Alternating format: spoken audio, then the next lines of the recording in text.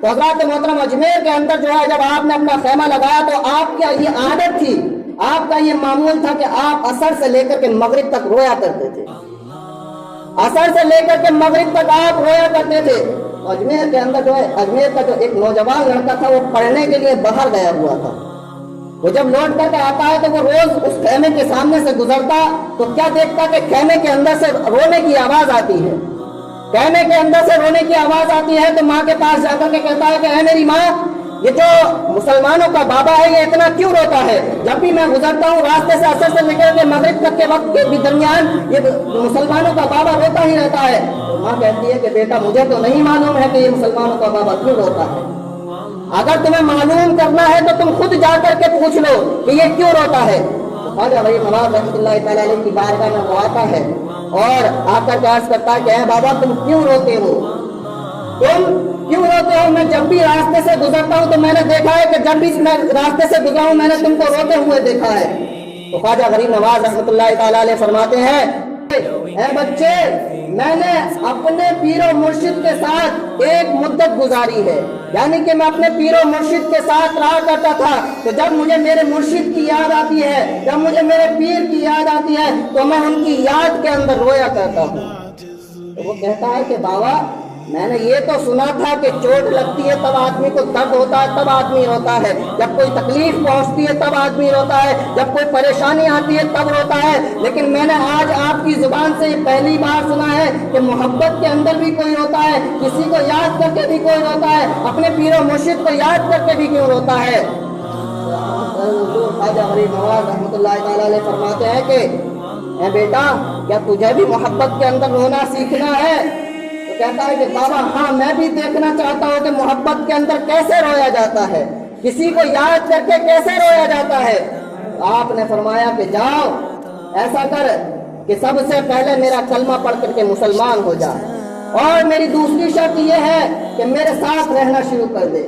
وہ کہتا ہے کہ بابا اگر کلمہ پڑھنے کی بات ہے تو کلمہ پڑھنے کے لیے تو مجھے اپنی والدہ سے اجازت لینی پڑے گی۔ ماں کے پاس بھاگا بھاگا آتا ہے، عرض کرتا ہے کہ اے میری ماں، بابا نے ایسا ایسا کہا ہے کہ کلمہ پڑھ کر کے مسلمان ہو جا۔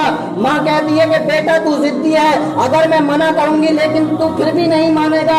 تو آتا ہے پھر خواجہ غریب نواز کی بارگاہ میں آ کر کے عرض کرتا ہے کہ یا خواجہ غریب نواز رحمۃ اللہ تعالی علیہ آپ مجھے کلمہ پڑھائیے۔ اب وہ وہی لڑکا کلمہ پڑھ کر کے مسلمان ہو جاتا ہے اور خواجہ غریب نواز کے ساتھ رہنا شروع کر دیتا ہے۔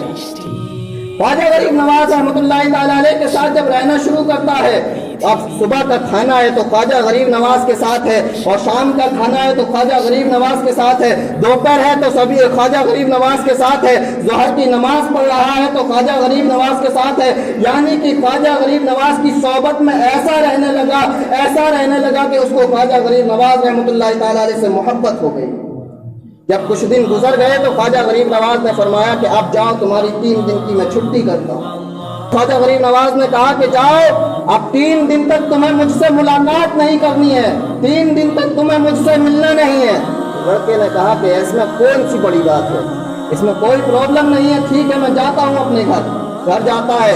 صبح کا وقت تو آرام سے گزر جاتا ہے، لیکن جب دوپہر کا وقت آتا ہے تو خواجہ غریب نواز کی یاد آنا شروع ہوتی ہے، خواجہ غریب نواز کی یاد آنا شروع ہوتی ہے۔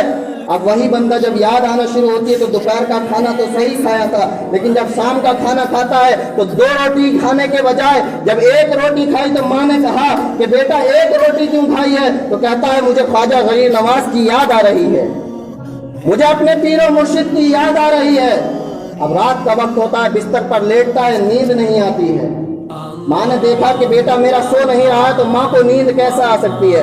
ماں نے کہا کہ بیٹا تو کیوں نہیں سو رہا ہے؟ کہتا ہے کہ مجھے اب مجھ سے میرا دل نہیں لگتا ہے، خواجہ غریب نواز کے بغیر میرا دل نہیں لگتا ہے، خواجہ غریب نواز سے میرا ملنے کو دل کرتا ہے۔ اے میری ماں، اگر میں خواجہ غریب نواز رحمۃ اللہ تعالی علیہ سے نہیں ملا تو میری جان نکل جائے گی۔ خواجہ غریب نواز کی بارگاہ میں ماں آتی ہے، آ کر کے عرض کرتی ہے کہ یا خواجہ غریب نواز رحمۃ اللہ تعالیٰ علیہ میرے بیٹے نے ایسے ایسے کہا ہے کہ اگر میں خواجہ غریب نواز سے نہیں ملا تو میری جان نکل جائے گی. تو خواجہ غریب نواز رحمۃ اللہ تعالیٰ علیہ فرماتے ہیں کہ اے ماں اگر ابھی تو صرف ایک دن گزرا ہے, ابھی تو 2 دن اور باقی ہیں, لیکن تو ماں بن کر کے آئی ہے تو ماں کی بات کو میں ٹال نہیں سکتا.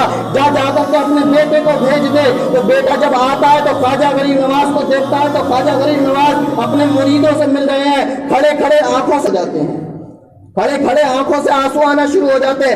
سوچتا ہے کب میری ملاقات خواجہ غریب نواز رحمۃ اللہ تعالیٰ علیہ سے ہوتی ہے. جیسے ہی خواجہ غریب نواز رحمۃ اللہ تعالیٰ علیہ اپنی نظر اس لڑکے کی طرف کرتے ہیں, فوراً روتا ہوا آتا ہے اور روتا ہوا آ کر کے آپ کے قدموں میں گر جاتا ہے اور کہتا ہے کہ ہاں خواجہ غریب نواز رحمۃ اللہ تعالیٰ علیہ, مجھے پتہ چل گیا کہ ہاں محبت کے اندر بھی رویا جاتا ہے.